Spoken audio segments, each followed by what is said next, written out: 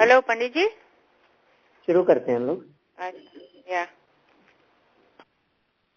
मोक्ष मार्गस्य नेतारं वेत्तारं कर्म विव्रताम् ज्ञातारं विश्वतत्त्वानां वन्दे तद्गुणलब्धये।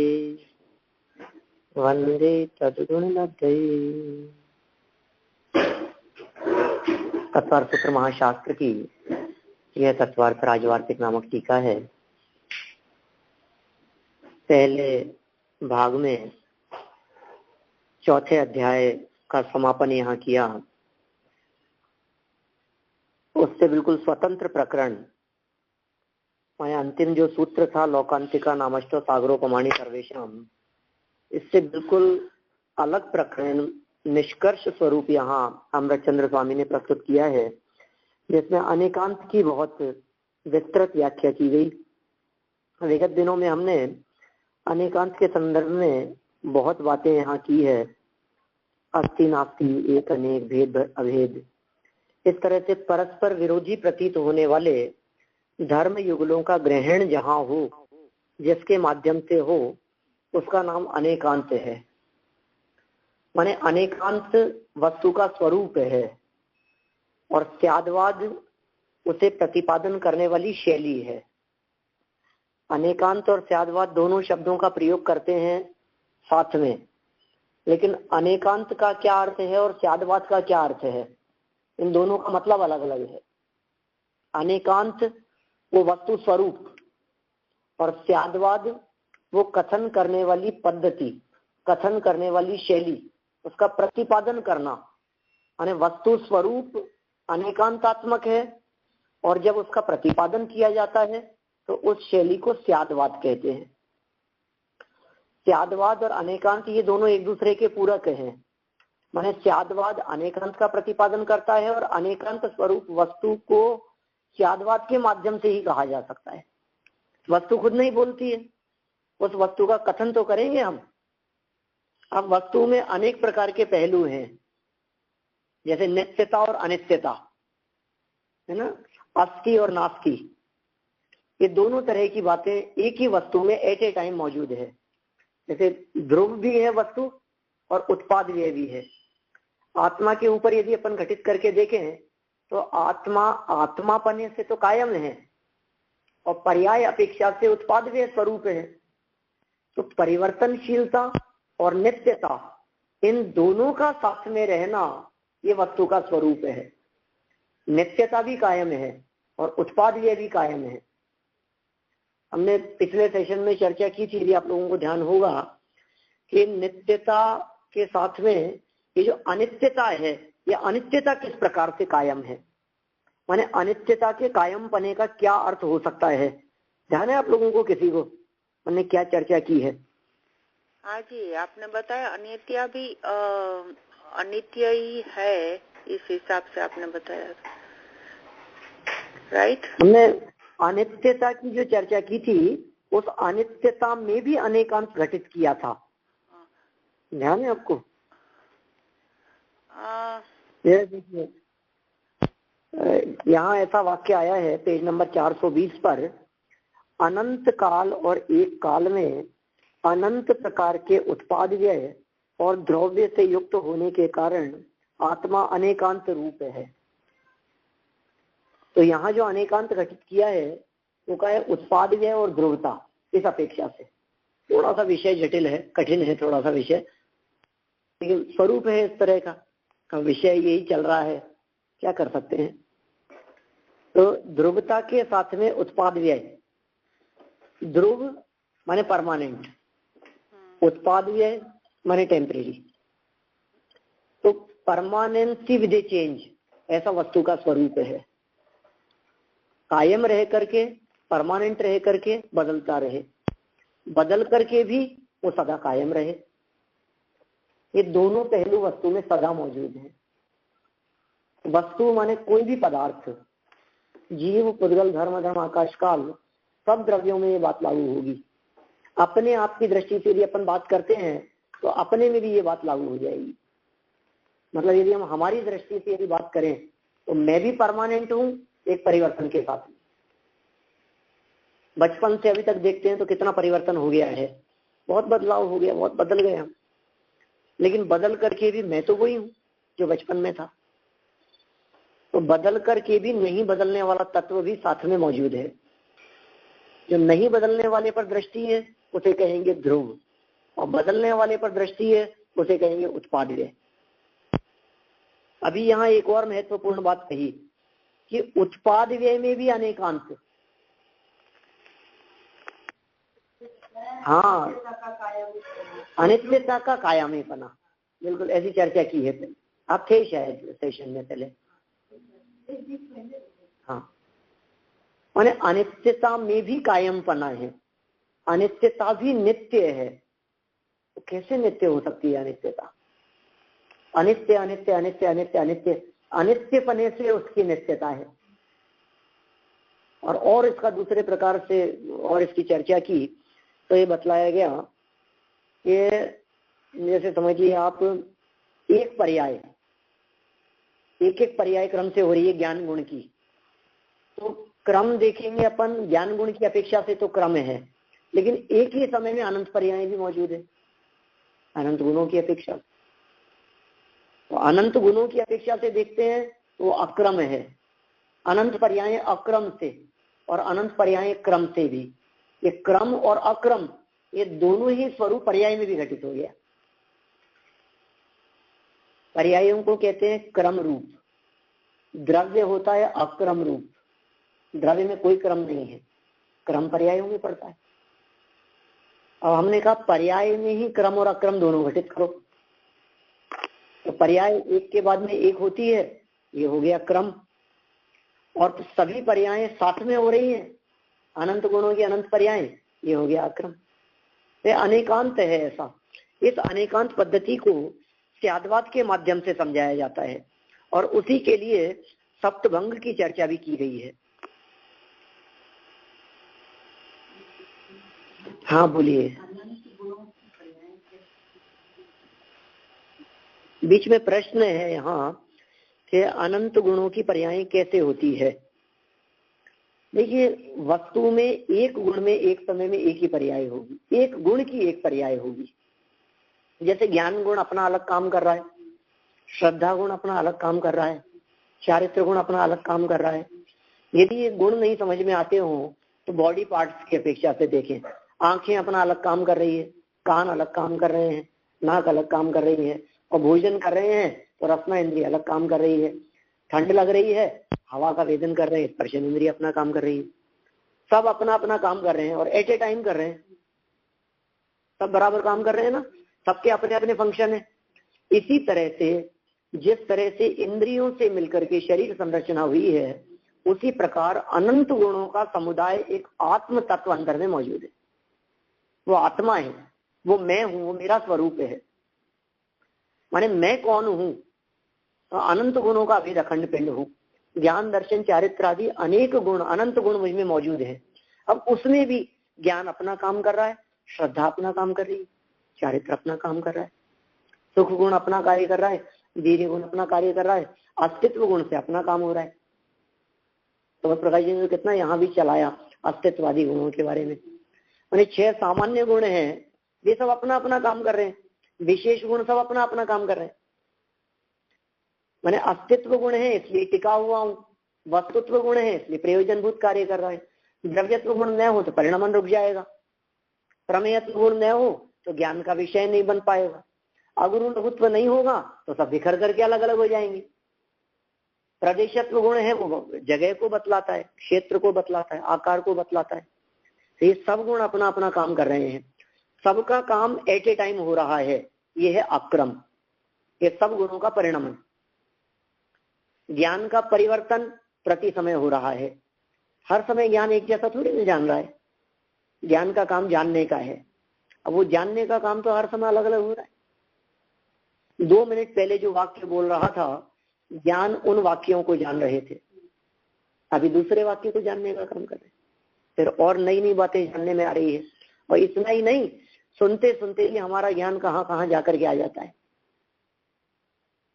उपयोग कहते हैं, ज्ञान दर्शन के व्यापार को उपयोग कहते हैं, और उपयोग बहुत चंचल है हमारा। उपयोग की स्थिरता और उपयोग की एकाग्रता को ध्यान कहते हैं। जहां उपयोग एकाग्र हुआ, जहां उपयोग की स्थिरता हुई, उसे कहेंगे ध्यान। अब उस ध्यान के लिए ज्ञान जरूरी है, और ज्ञान हमारे को स्थिर नहीं रहने देता है। इसलिए समझिए आप कि जो भी यहाँ वस्तु स्वरूप के बारे में चर्चा चलती है, जो कुछ भी हम पढ़ते सुनते हैं, जो कुछ भी अभ्यास करते हैं, ये ज्ञान का फैलाव है, फैलना है। लेकिन इस ज्ञान के फैलने से अनुभूति नहीं।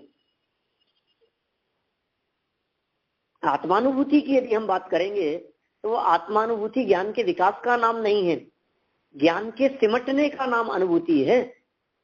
उपयोग की एकाग्रता चाहिए, उसमें उपयोग का फैलना नहीं चाहिए।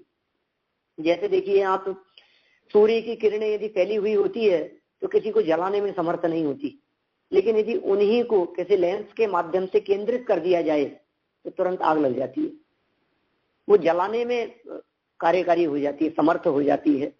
हम यही बात आपको यहाँ बतलाना चाहते हैं। हमारा उपयोग, ध्यान, ज्ञान यदि विकेंद्रित है, फैला हुआ है चारों तरफ, तो वो आत्मानुभूति करने में समर्थ नहीं है। लेकिन सब तरफ से समट करके यदि अपना उपयोग अपने में एकाग्र हो जाए तो आत्मानुभव हो जाता है। तो फिर साहब यदि उपयोग को समेटना ही है तो अनेकांत की चर्चा क्यों करते हो? जब उपयोग को समेटना है, अनंत गुणों के अंदर हमारे उपयोग को क्यों भ्रमाते हो? क्यों बतलाते हो कि आत्मा में अनंत गुण है, असंख्यात प्रदेश है, अनंत शक्तियां हैं, ये है वो है, दुनिया भर की बातें करके तुम ही तो उलझाते हो, और फिर कह रहे हो कि उलझना नहीं। कहते हैं भैया, सबसे पहले जिनवाणी के अवलंबन से वस्तु स्वरूप का ज्ञान करना, ज्ञान को फैलाना, और फिर उसके बाद में समेटना, माने सिमटने के पहले फैलना जरूरी है। अभी तक जो हमारा ज्ञान पंचेंद्रिय विषयों के माध्यम से जगत में फैल रहा था, अब वही ज्ञान उन विषयों से हटकर जिनवाणी के माध्यम से फैले, और फिर जिनवाणी में जो स्वरूप बतलाया गया है उस फैलते हुए स्वरूप के माध्यम से जब चिंतन चलने लगे उपयोग में, तो फिर एकाग्र होकर के आत्मानुभूति होती है, आत्म स्वभाव का अनुभव होता है। आत्मा जिस चीज का अनुभव करना है, पहले उसका स्वरूप तो जानो। हमें यदि आत्मा का अनुभव करना है और आत्मा का स्वरूप नहीं पता, अभी हम अनेकांत की चर्चा करते हैं, स्याद्वाद की बात कहते हैं, आत्मा की बात कहते हैं, तो लोगों को ऐसा लगता है ये क्या आप आत्मा की बातें लेकर के बैठ जाते हैं। लोगों को ऐसा लगने लगता है क्या है आत्मा की बातों, मतलब हमारे को रस नहीं आता है। यदि आत्मा की चर्चा सुनते हुए आपको रस नहीं आ रहा है, इसका मतलब ये आपने अभी तक अपने आप को आत्मा रूप से स्वीकार नहीं किया। मैं आत्मा हूं, शरीर नहीं हूं। ये जो शरीर की अवस्था दिखाई देती है, इसके प्रति जितना अपनापन है, इसका शतांश भी यदि अपने में अपनापन हो जाए तो काम हो गया। देह में तो कितना, जुगल जी बाबू जी की पंक्तियां है ना देवशास्त्र गुरु पूजन की, जिसके श्रृंगारों में मेरा यह महंगा जीवन घुल जाता, अत्यंत अशुचि जड़ काया से चेतन का कैसा नाता। लगे दिन रात रचे पचे हम, उसी में तो लीन है हम, उसी में तो लगे हुए हैं, क्योंकि उसको मैं मान रखा है। आत्मा की चर्चा चलती है तो मैं पने की अनुभूति नहीं होती, ऐसा लगता नहीं है कि मैं इस देह से भिन्न कोई तत्व हूं। अनंत गुणों की चर्चा चलती है, शक्तियों की चर्चा चलती है, तो प्रमोद नहीं आता है, इसको आनंद नहीं आता है, इसको मजा नहीं आता है। अनंत शक्तियों की चर्चा चले, जीवत्व शक्ति की बात बतलाएं, मेरी शक्ति है भाई, मेरी सामर्थ्य है, अमूर्तिक नाम की सामर्थ्य मेरी सामर्थ्य है। ये अनेकांत उन शक्तियों का प्रतिपादन करता है। जिस अनेकांत की यहाँ चर्चा चल रही है, ये अनेकांत उन शक्तियों का प्रतिपादन करने वाला है, उन शक्तियों को बतलाने वाला है। अनेकांत माने आत्मा की शक्तियों का प्रकाशन, विरोधी प्रतीत होने वाली शक्तियों का प्रकाशन। अमूर्तिकत्व नाम की शक्ति है मेरे में, जीवत्व शक्ति है, दृष्टि शक्ति है, चिति शक्ति है, ज्ञान शक्ति है, सुख शक्ति है, वीर्य शक्ति है, प्रभुत्व शक्ति, विभुत्व शक्ति, सर्वदर्शित्व, सर्वज्ञत्व, स्वच्छत्व, प्रकाशत्व, असंकुचित विकासत्व, कार्य कारणत्व, परिणाम में परिणामकत्व, त्याग उपादान शून्यत्व। कितनी शक्तियों का वर्णन किया है। एक एक शक्ति की चर्चा करो तो इतना आनंद आता है, मेरी शक्तियां हैं ऐसी। अभी हमारे को कहते हाँ हाँ होगी, अनंत शक्ति हाँ आत्मा में है, ठीक है। हाँ, अभी थोड़ी सी शक्तियों की बात करें, रिद्धियों की बात करें, तो हमारे को बहुत महिमा आने लगती है, चमत्कारों की महिमा आने लगती है। किसी में एक शक्ति प्रकट हो जाए ना, किसी के पास में आकाश मार्ग से उड़ने की, चमत्कार है, गजब है, कैसा लगता है अपने। एक शक्ति हमारे को मिल जाए थोड़ी सी गायब होने की, है मिस्टर इंडिया जैसे गायब हो जाए, तो अपने को ऐसा लगता है कि एक घड़ी पहन लो और गायब हो जाओ। अपने पास में काश ऐसी शक्ति आ जाए तो क्या हो। छोटे छोटे से बच्चे इस तरह की कल्पना किया करते हैं, एकदम मैं गायब हो जाऊं और फिर एकदम कहीं भी चला जाऊं, एकदम उड़ने की शक्ति हमारे को मिल जाए। कैसे कॉमिक्स पढ़ते थे बचपन में, अब तो कॉमिक्स का जमाना ही नहीं रहा। आप लोगों ने शायद कभी पढ़ी होंगी बचपन में, हमारे मन में बहुत इस तरह की स्टोरी आती रहती थी। अरे वो आता था विक्रम बेताल जैसा आता था, तो कितने ऐसे रिद्धियां बतलाते थे, चमत्कार दिखाते थे। एक कोई कालीन बिछाया, उसके ऊपर खड़े हो गए और वो आसमान में उड़ने लगा। अपने को लगता है कि कोई देव आ जाए, अपने को भी ऐसा दे दे तो मजा आ जाएगा ना प्रतीक भाई, कैसा लगता है। माने अपने को इस तरह की कोई शक्ति मिल जाए। हम कह रहे हैं आप एकाध शक्ति की बात कर रहे हो, अनंत शक्ति संपन्न हो, उसकी महिमा नहीं आ रही है।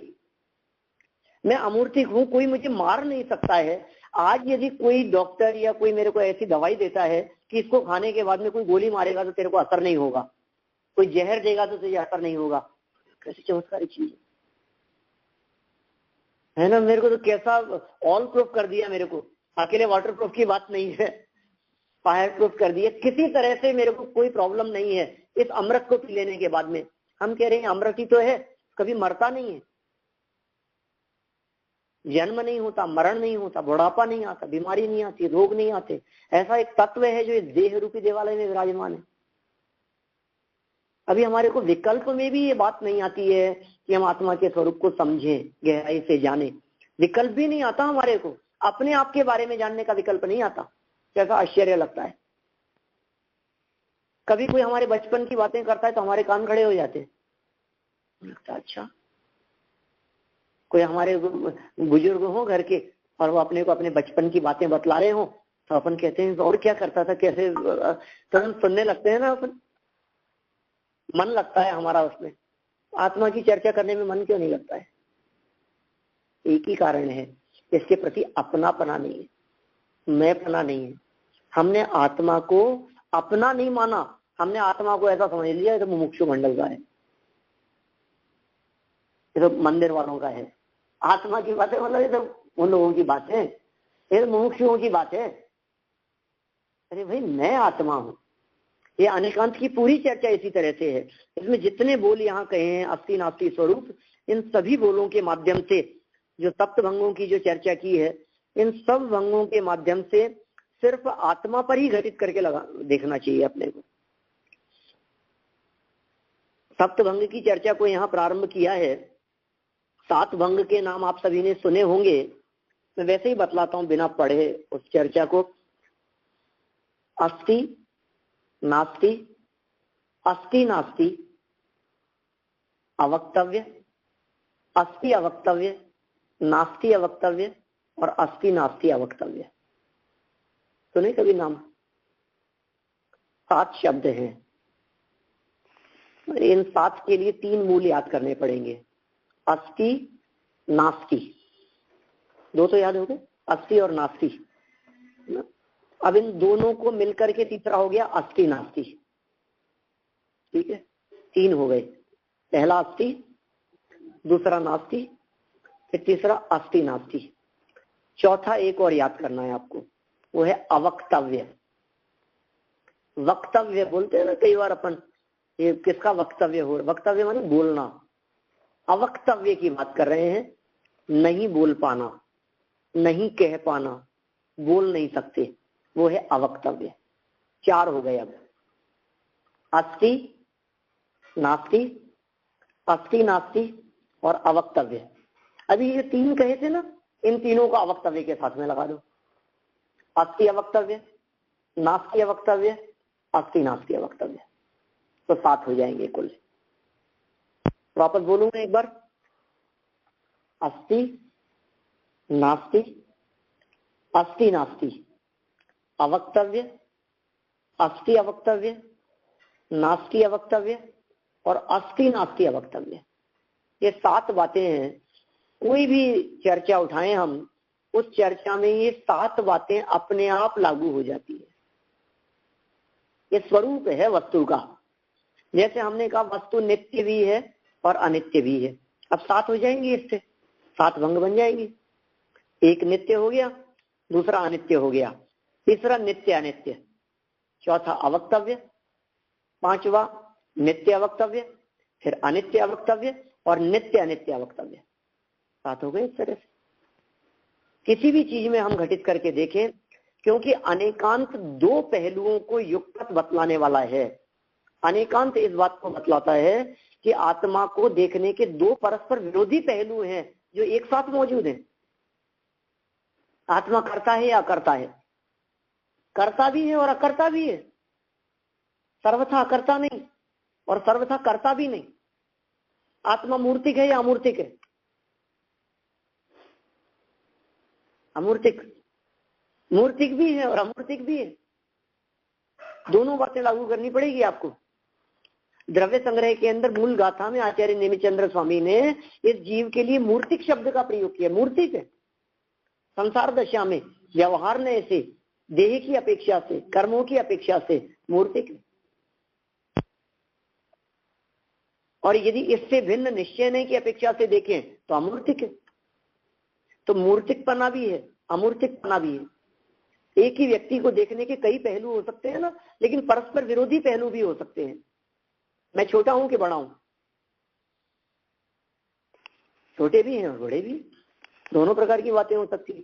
तो अब जैसे देखिए, अस्ति नास्ति की चर्चा कर रहे थे तो कठिन लग रहा था, नित्य अनित्य की बात कर रहे थे तो कठिन लग रहा था। अब हम कह रहे हैं छोटा बड़ा, अब इनमें 7 भंग घटित करो। तो छोटा भी है, बड़ा भी है, छोटा बड़ा दोनों है, अवक्तव्य है और छोटा अवक्तव्य है, बड़ा अवक्तव्य है और छोटा बड़ा अवक्तव्य है।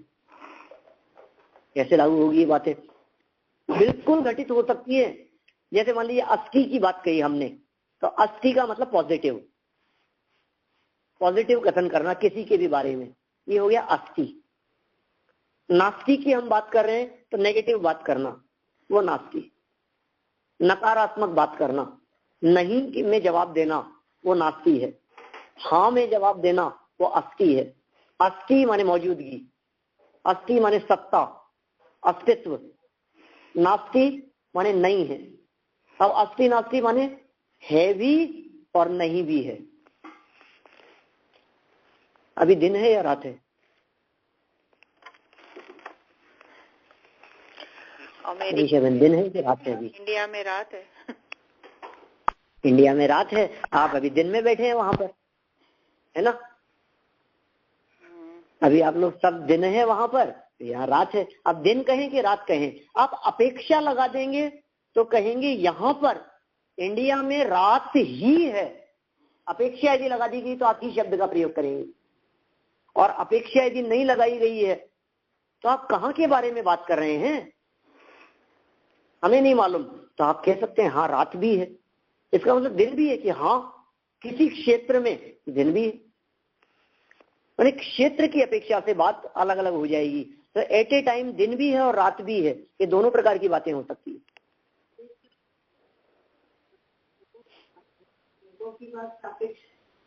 सापेक्ष से ही लागू होगी, बिल्कुल।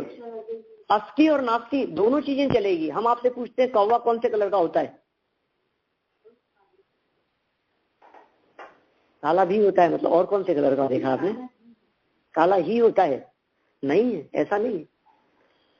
श्लोक वार्तिक में इसी तरह के प्रकरण में अनेकांत की चर्चा करते हुए आचार्य विद्यानंद स्वामी ने ऐसा बतलाया कि कौवा काला ही नहीं होता, कौवा शरीर के वर्ण की अपेक्षा से काला ही होता है, लेकिन कौवा लाल भी होता है। रक्त की अपेक्षा से कौवा लाल है। क्या कई तरह से उसने घटित करके बतलाया।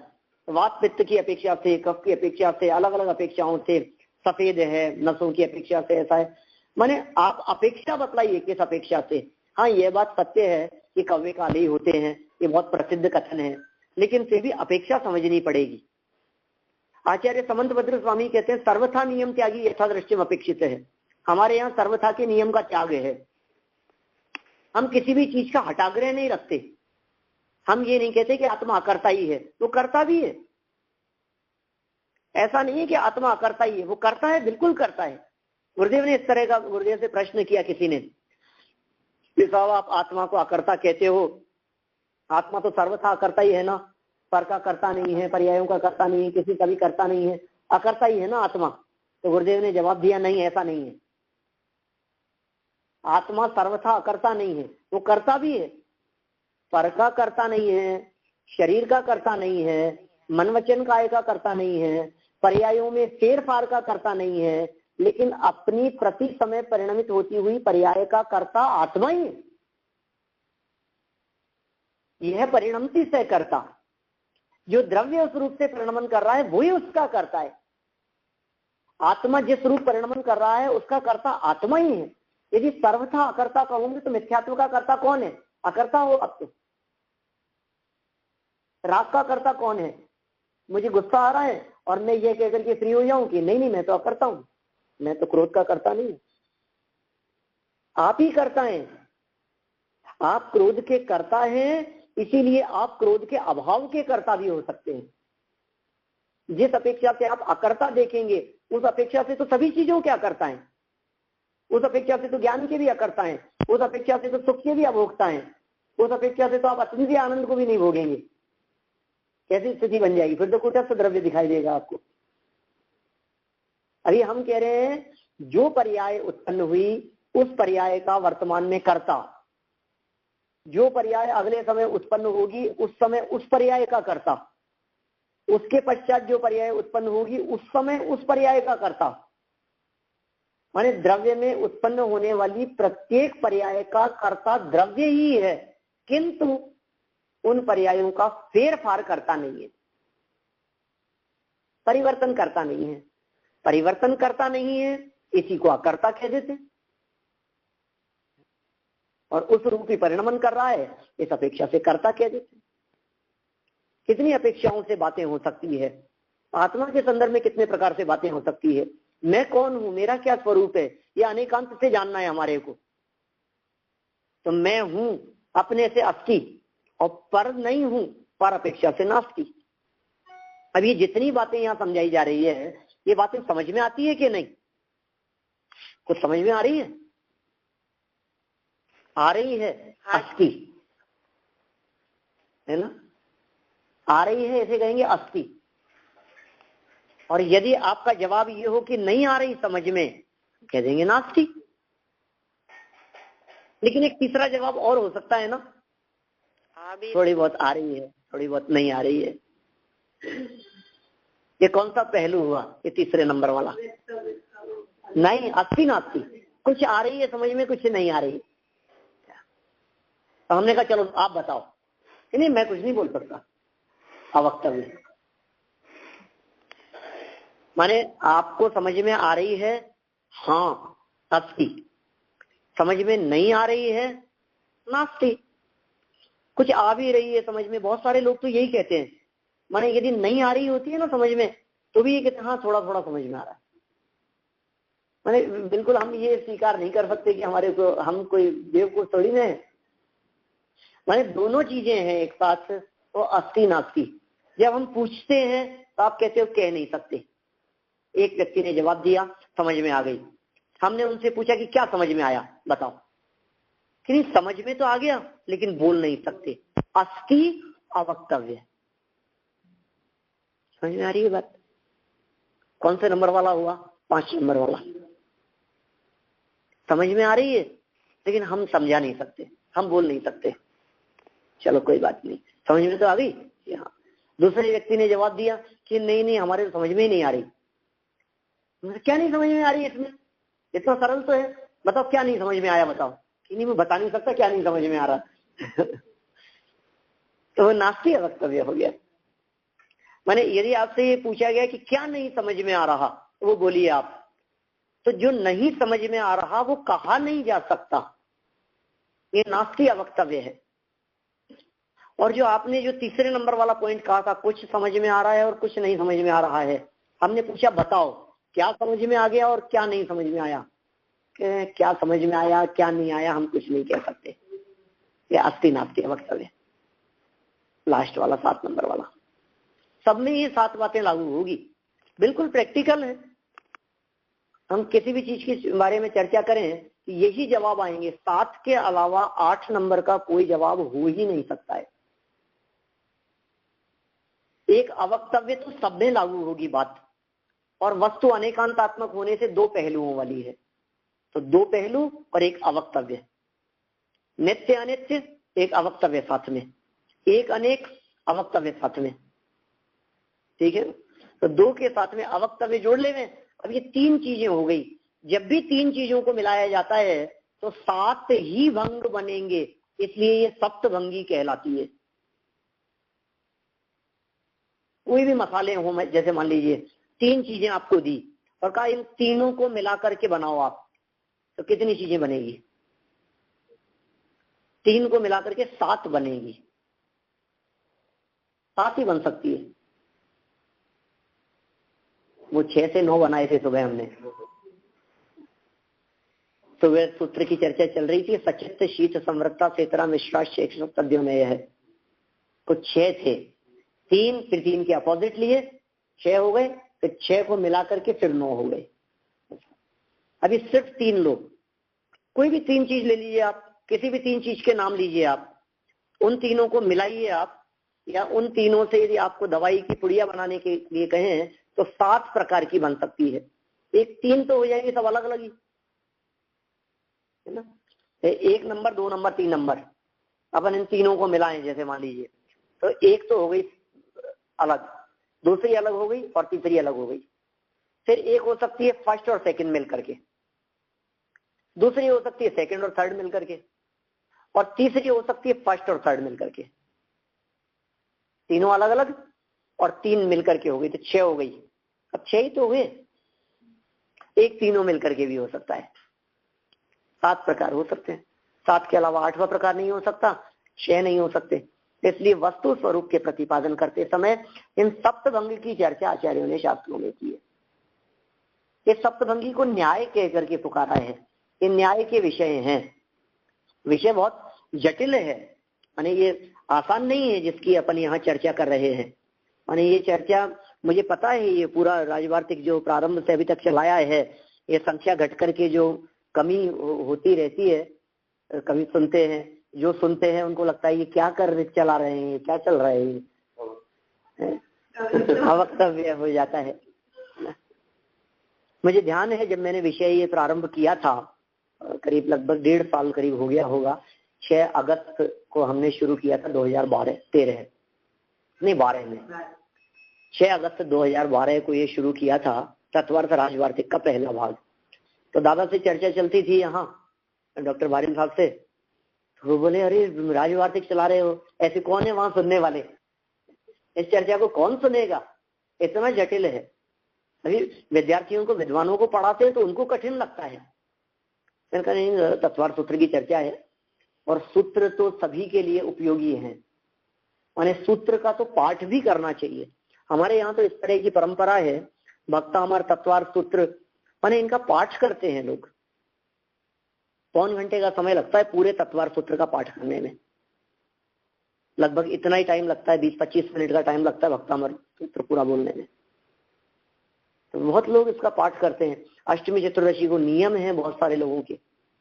पहले के जमाने में तो ऐसा होता था कि तत्वार्थ सूत्र यदि बोलना नहीं आता है तो शादी विवाह नहीं होते थे, एक जमाना ऐसा भी था।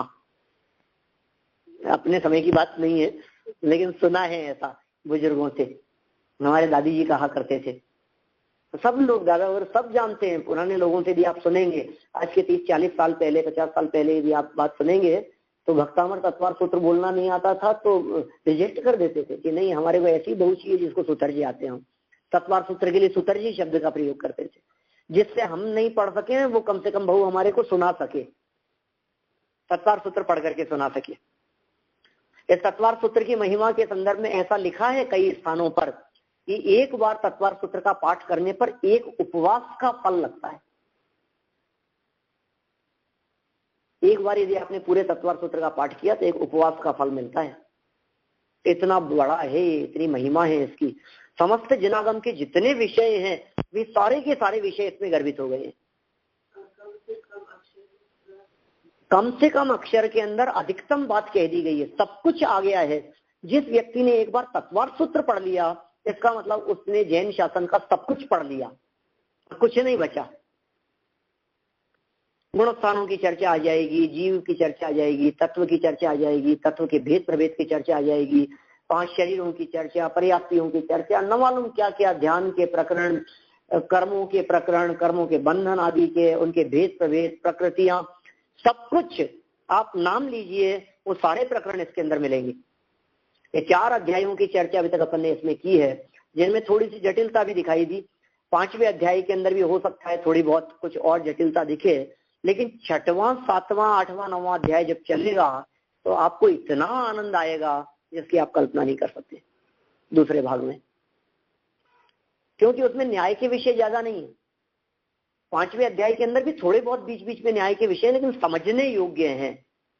6वें में तो विषय ही ऐसा हो गया है, जो कर्मों की चर्चा की है वो तो बिल्कुल ऐसे मन को आकर्षित करने वाली लगती है। 6वें अध्याय की चर्चा 6वें 7वें अध्याय के अंदर, 8वें अध्याय में आकर के बंध तत्व की चर्चा की, 9वें अध्याय में संवर निर्जरा की चर्चा की, वो सब बहुत अनुकूल और बहुत अच्छे विषय हैं।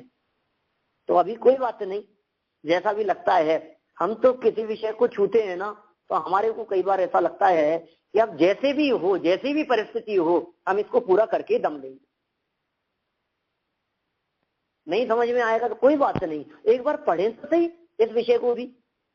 आप देखिए, संतों ने, मुनिराजों ने माने शुभोपयोग की भट्टी में जलकर जिन विषयों को लिखा है, उन्होंने तो शुभोपयोग में जल करके हमारे लिए लिखा, और हमारे पास में पढ़ने के लिए भी फुर्सत ना। आश्चर्य नहीं लगता हमारे को इन सब बातों में? हमारे को अनुपयोगी सा लगने लगता है। मैं आप लोगों की बात नहीं करता हूँ, सच में। जब ये 3रा 4था अध्याय जब भी चलता है, जहां कहीं भी चलता है, बहुत सारे लोगों को ऐसी शंकाएं उठने लगती है कि इससे हमारा क्या प्रयोजन है, इससे हमारा क्या भला होगा। 3रे और 4थे अध्याय में देवलोक की चर्चा है, मनुष्य लोक की चर्चा है, नारकियों की चर्चा है, मध्य लोक की चर्चा है, जम्बू द्वीप, ढाई द्वीप, इन सब बातों की चर्चाएं हैं। जैन भूगोल की चर्चा की है पूरी। तो उन सब से अपने को ऐसा लगता है इनसे हमारा क्या मतलब है, हमारे को क्या मिलेगा इससे। एक बार जानो तो सही आप, ये सारी बातें केवल ज्ञान के माध्यम से प्रतिपादित की गई हैं, भगवान की वाणी में आई है, ये सब बातें दिव्य ध्वनि में आई है, शास्त्रों में लिखी है, तो निष्प्रयोजन नहीं है, किसी न किसी प्रयोजन से ही लिखी गई है। अब प्रयोजन क्या है, तो 4 अनुयोगों का प्रयोजन तो वीतरागता का पोषण है। और कभी और आगे चल करके बात करें, द्रव्यानुयोग की चर्चा चलती है तो उसमें भी नीरसता दिखती है। आपको पता है जो ये अनेकांत की और त्यागवाद की जो ये चर्चा चल रही है यहाँ पर, ये द्रव्यानुयोग की चर्चा है, कर्णानुयोग की नहीं। नए की चर्चा, प्रमाण की चर्चा, त्यागवाद, सप्तभंग की चर्चा, ये सब द्रव्यानुयोग के विषय हैं, न्याय से रिलेटेड। माने जो न्याय शास्त्र हैं वो भी द्रव्यानुयोग के अंतर्गत आता है। द्रव्यानुयोग के 2 पार्ट हैं, न्याय और अध्यात्म। तो न्याय भी द्रव्यानुयोग है, और द्रव्यानुयोग में जो ये न्याय है इससे अध्यात्म समझ में आता है। जैसे समझिए आप लक्षण, लक्षणाभास की चर्चा करें भी अपन, अब बोले क्या होता है, न्याय शास्त्रों के अंदर बहुत चर्चाएं हैं। लक्षण क्या होते हैं, लक्षणाभास क्या होते हैं, अव्याप्ति क्या है, अतिव्याप्ति क्या है, असंभव दोष क्या है, कभी सुने आपने? अव्याप्ति, अतिव्याप्ति, असंभव, लक्षण, लक्षणाभास, ये प्रकरण कभी पढ़े हैं, सुने हैं आपने? बहुत महत्वपूर्ण विषय है। मुझे तो लगता है एक बार अपने को मतलब इन विषयों को बहुत गहराई से समझना चाहिए। बहुत गहराई से जब तक हम इन विषयों को नहीं समझेंगे तब तक हम समझ नहीं पाएंगे आत्मा का स्वरूप, क्योंकि उससे आत्मा को पहचानने के अंदर सुविधा मिलेगी। अब जैसे मान लीजिए अनेकांत की चर्चा है, अब हम आत्मा को समझ ही नहीं सकते अनेकांत के बिना, नए के बिना आत्मा समझ नहीं सकते आप। नए माने दृष्टिकोण, आप समझने की कोशिश करो। आप कोई कहेगा आत्मा कैसा है, कोई कहेगा कैसा है। टोडरमल जी ने चर्चा की मोक्ष मार्ग प्रकाशक में 7वें अध्याय में, कोई शिष्य हमारे पास में आया और यहाँ आकर के उसने पूछा कि साहब हमें आत्मा के बारे में जानना है। या कहीं भी जैसे मान लीजिए आपसे कोई व्यक्ति पूछे कि मेरे को आत्मा के बारे में समझना है, तो आप क्या कहेंगे? टोडरमल स्मारक चले जाओ, तो आत्मा की चर्चा मिलेगी आपको। आप जयपुर में रहते हो, आप वहां चले जाओ तो आपको आत्मा को जानने में मिलेगा, आत्मा की चर्चा मिलेगी। वो व्यक्ति यहाँ आ गए, यहाँ करके उन्होंने पूछा, हमसे आकर के मिले, तो बोले आत्मा जानना है। हमने कहा ठीक है, आपको आत्मा जानना है ना, पक्का आत्मा जानना है कि हाँ। तो हमने उनसे पूछा कि आपको निश्चय से आत्मा का स्वरूप बतलाएं कि व्यवहार से बताएं, कौन से नए से बताएं? तो वो समझते नहीं थे कुछ भी। उन्होंने हमसे कहा कि पंडित जी देखो हम तो समझते नहीं है, आप ही बता दो। मैंने कहा देखो निश्चय माने तो सच्चा स्वरूप, वास्तविक, और व्यवहार माने लगावटी मिलावटी उपचारित बातें करने वाला। तो पंडित जी हमारे को सच्चाई बताओ, सच्चाई स्वरूप जानना है, लगावटी मिलावटी बातों से क्या मतलब है, हमें तो सच्चा स्वरूप बताओ। तो हमने आत्मा का सच्चा स्वरूप बताना शुरू किया। कैसा स्वरूप है? टोडरमल जी के शब्दों में 7वें अध्याय में लिखा उन्होंने, निश्चय से तो आत्मा पर द्रव्य से भिन्न, स्वभाव से अभिन्न, स्वयं सिद्ध वस्तु है। ये आत्मा का स्वरूप है। समझ में आया कुछ? नहीं साहब समझ में नहीं आया। तो वापस समझाऊं निश्चय से कि हाँ वापस समझाओ कि कैसा है? निश्चय से आत्मा पर द्रव्य से भिन्न, स्वभाव से अभिन्न, स्वयं सिद्ध वस्तु है। समझ में आ रही है कुछ? भाई साहब कितनी भी देर तक समझाते रहो समझ में नहीं आएगी, जब तक उस व्यक्ति को व्यवहार नहीं से समझाएंगे नहीं। तो व्यवहार नहीं के माध्यम से भेद करके समझाएं कि देखो आत्मा जानना है ना, तो जानता देखता है ना, देखो तुम जान रहे हो ना, अभी तुमसे चर्चा की जा रही है, इसको जानने वाला जो तत्व है वो आत्मा है। हम जो बात कर रहे हैं ये समझ रहे हैं कि नहीं, उस समझने वाले तत्व को आत्मा कहते हैं। ये अनेकांत से समझाएंगे तो समझ में आएगी, नए विवक्षा से समझाएंगे तो समझ में आएगी बात। अकेले आत्मा आत्मा कहने से काम नहीं चलेगा। आत्मा अमूर्तिक है, अभेद है, अखंड है, अविनाशी है, निरंजन है, ऐसा कहने से काम नहीं चलेगा। भेद करके समझाओ कि देखो ये शरीर नहीं जान रहा है, जानने का काम करने वाला और कोई तत्व है। माने जब उसका विस्तार करके व्यवहार से समझाया जाता है तो समझ में आती है। शरीर पड़ा रहता है, मृत है, मुर्दा पड़ा हुआ है, डेड बॉडी पड़ी हुई है, कितना भी समझाओ समझ में ही नहीं आता है, बोलते ही नहीं है। क्यों? क्या हो गया? कुछ था एक ऐसा जो इस शरीर के अंदर मौजूद था, जो दिख नहीं रहा था हमारे को, हमारी पकड़ में नहीं आ रहा था हमारे को। तो वो जो तत्व है वो कैसे पकड़ में आएगा? नए से जानना पड़ेगा, प्रमाण से जानना पड़ेगा, लक्षण से पहचानना पड़ेगा। आत्मा का क्या लक्षण बनाए? ये न्याय की बातें बतला रहा हूं मैं आपको। कुछ 2 मिनट और हैं बस अपने पास में। माने न्याय से देखो आप, कौन मैं हूं उसकी पहचान कैसे करेंगे? कौन सा लक्षण से पहचानूं कि मैं कौन हूं? सुनने वाला मैं हूं। यदि अपने आप को सुनने वाला मानेंगे तो क्या होगा कि जब कान काम नहीं करेंगे तब मैं रहूंगा कि नहीं? फिर दोष देखो आप उसमें, अव्याप्ति दोष आता है उसमें, व्याप्त नहीं मेरे स्वरूप में। अतिव्याप्ति दोष भी लागू होता है कि मैं कौन हूं कि अमूर्तिक हूं। सच में अमूर्तिक हूं ना मैं? मेरा लक्षण अमूर्तिक है। यदि अमूर्तिकपन को आत्मा का लक्षण बना दिया जाएगा तो आप कल्पना करके देखें, धर्म द्रव्य भी मेरा स्वरूप हो जाएगा, आत्मा का स्वरूप हो जाएगा। अधर्म भी, आकाश भी, काल द्रव्य भी अमूर्तिक द्रव्य है वो। माने लक्षण से पहचान होगी। सुख का लक्षण बनाओ, सुख का लक्षण क्या है? विषय भोगों को भोगने में सुख है या नहीं?